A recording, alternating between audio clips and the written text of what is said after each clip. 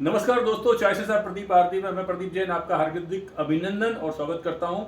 आज मैं आपको बताने जा रहा हूं कि स्टूडेंट जो कि कॉलेज में पढ़ते हैं और जो इंटर्नशिप अटेंड करते हैं, उन्हें ये पता नहीं रहता जब वो इंटर्नशिप अटेंड करते थे उनका टीडीएस कटता है। तो जिनको पता है अच्छी बात है, लेकिन आप अपना जो टीडीएस कटता है उसको आप कैसे प्राप्त करें, मैं आपको 5 मिनट में समझाऊंगा। तो आप इसमें बने रहें और आइए देखते हैं। सबसे पहले आपको इनकम टैक्स की साइट पे जाना है जो ऊपर मैंने दिखा रही है, ठीक है। उसके बाद में आपको रजिस्ट्रेशन नहीं कर, रजिस्ट्रेशन कर लीजिए, बहुत सिंपल सा है। इसमें पैन आपको होगा, तो यहाँ पे आपका यूजर आईडी पैन है और अपना पासवर्ड डाल दीजिए। उसके बाद ई फाइल में जाएंगे, इनकम टैक्स रिटर्न हमको फाइल करना है।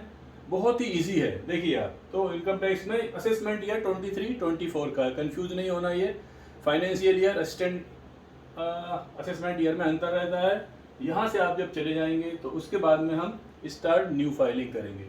तो न्यू फाइलिंग करना है हमको। उसके बाद मैं बताऊंगा यदि किसी ने करके छोड़ा तो उसको भी कैसे करेंगे। न्यू फाइलिंग करना है। You have saved draft income tax return pending for submission, no draft. इसमें हमारे पास कोई ड्राफ्ट नहीं था। यदि हमने करके छोड़ा है तो सबसे पहले इसमें हमको इंडिविजुअल, यहाँ आप इंडिविजुअल सेलेक्ट कर लीजिए, देखिए। उसके बाद आप कंटिन्यू कर दीजिए। जब आप कंटिन्यू करेंगे तो आप अनदर विंडो में पहुंचेंगे जहां आपको आईटीआर सेलेक्ट करना है। यहाँ पे आपको सेलेक्ट करना है आईटीआर 1। मैं ये नहीं बताऊंगा किसको भरना है किसको नहीं भरना है।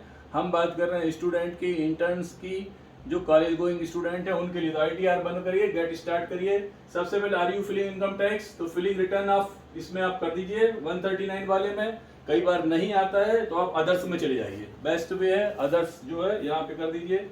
उसके बाद ऐसी विंडो आ जाती है। तो पर्सनल डिटेल में आपके नाम पूछेंगे, ये किसी से मैंने इनकम टैक्स की साइट से उठाया, किसी और का पैन कार्ड है, उनने हो सकता है डेमो के लिए बनाया हो, तो पैन आधार ये सब अपना कर दीजिए। दूसरा, यहाँ पे जब आते हैं एम्प्लॉयमेंट में तो यहाँ पे प्राइवेट के लिए आपको दिखेगा नहीं, तो यहाँ पे आप अदर्स चूज कर लीजिए, ठीक है, कोई प्रॉब्लम नहीं है। इसको स्क्रॉल डाउन करके अदर्स चूज कर लीजिए, कोई प्रॉब्लम नहीं है।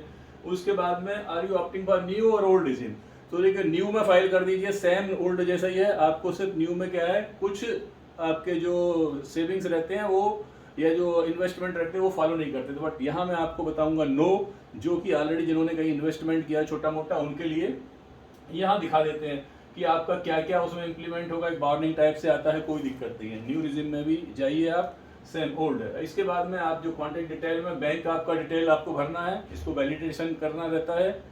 जो भी आपका बैंक रहता है क्योंकि उसमें आपका पैसा वापिस आएगा। पर्सनल इंफॉर्मेशन में बता दिया आपको, ये चीजें हैं जो। अब इसके बाद आपने चलो काम आ गया, कुछ चले गए, तो डरने की जरूरत नहीं है, ऑटो सेव हो जाता है। उसके बाद आप रिज्यूम फाइलिंग फिर से शुरू कर देते हैं, जैसा मैंने बताया हुआ था। वापस लॉगिन करके शुरू कर देते हैं। देखिए फॉर्म 26AS है, इसमें अभी जाने की जरूरत नहीं है। यदि इसमें आप जाते हैं उसके लिए ट्रेस का आपको बनाना पड़ता है, लेकिन आप छोड़िए, आपके पास फॉर्म 16 होगा कंपनी का, उसके बेस पे अपन भरते हैं, ठीक है। तो ये हमने पर्सनल इंफॉर्मेशन में आ गए। Are you opting by new regime, old regime, हम ओल्ड में जा रहे हैं, न्यू नहीं जा रहे हैं। यहाँ आपका डिडक्शन अमाउंट आ गया 31,894, ये आपका डिडक्ट हुआ है।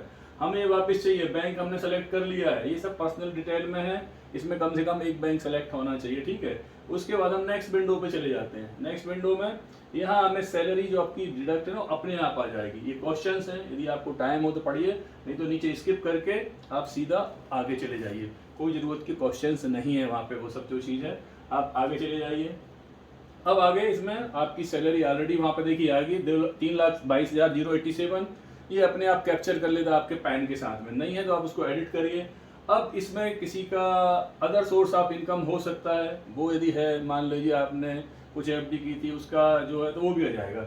अब ये डिडक्शन किसी कंपनी ने यहाँ पे 50,000 ऑलरेडी इन्होंने कंसीडर कर रखा है डिडक्शन अगेंस्ट सब मेडिकल्स और समथिंग के, तो आपका 2,71,000 बन गया। ये अपने आप आ रहा है, आपको कुछ करने की जरूरत नहीं है। यहाँ पे income, other source of income, यदि आपकी कुछ अदर सोर्स की इनकम है, आपको कहीं से मकान का किराया कुछ वगैरह कुछ मिलता है तो हम ऐड करेंगे, लेकिन मेरे को नहीं लगता स्टूडेंट के लिए इसकी जरूरत है। जस्ट आप इसको स्किप कर जाइए, कोई एग्जेम्प्टेड कुछ नहीं है, आप जस्ट कंफर्म कीजिए, आगे आ जाइए बस।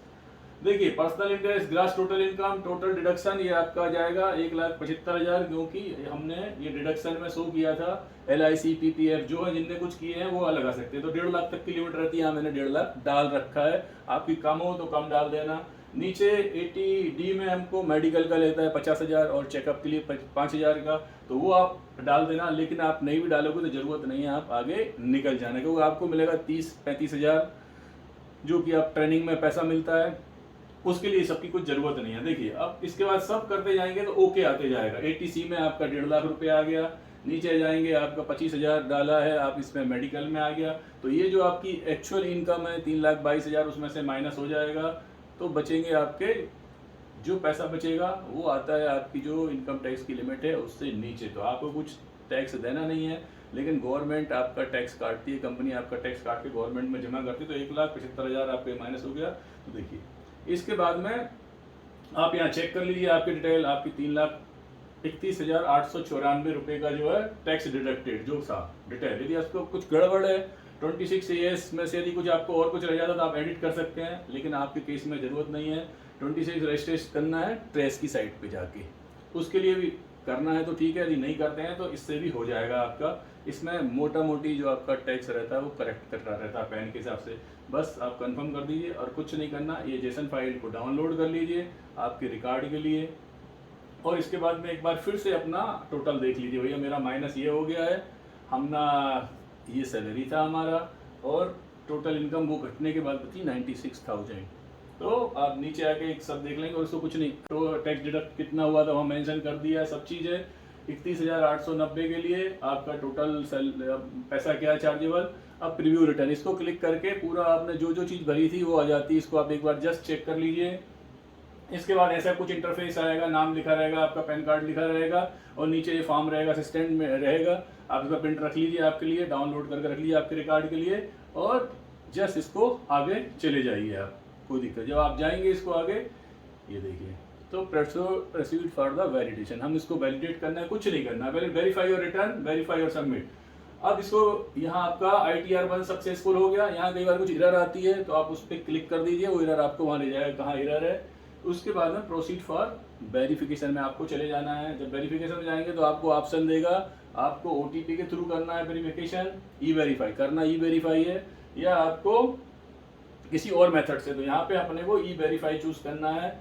ई-वेरीफाई लेटर भी कर सकते हैं और आप इसको प्रिंट लेके भी भेज सकते हैं, उसमें कोई दिक्कत। लेकिन आजकल ई-वेरीफाई करिए, जो आपका नंबर रजिस्टर्ड है आधार कार्ड के साथ में उसमें करिए।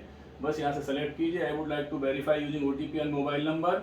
मेरा नहीं था तो मैंने थ्रू नेट बैंकिंग किया हुआ था, तो कोई दिक्कत नहीं है, प्रोसेस सब सेम है। या थ्रू बैंक अकाउंट के करिए, EBC नंबर जनरेट होता है, तो आप ये करिए, I would like to verify using OTP mobile number registered. तो जैसे ही आप इसको क्लिक करेंगे तो आपके मोबाइल पर OTP आएगा, उस OTP को आप भर दीजिए। ये देखिए, I agree to validate my Aadhaar detail, ये जनरेट आधार OTP। बस ऐसा करेंगे तो ये OTP यहाँ आप 6 नंबर का OTP भर देंगे, ये आपका वैलिडेट हो गया, और कंटिन्यू कर दीजिए। यहाँ आपका फॉर्म भर गया और अब आपको यहाँ से कुछ नहीं करना है, अब जो करना है इनकम टैक्स भरना है। तो ऐसा सब्सक्राइब नहीं किया है, सब्सक्राइब कीजिए।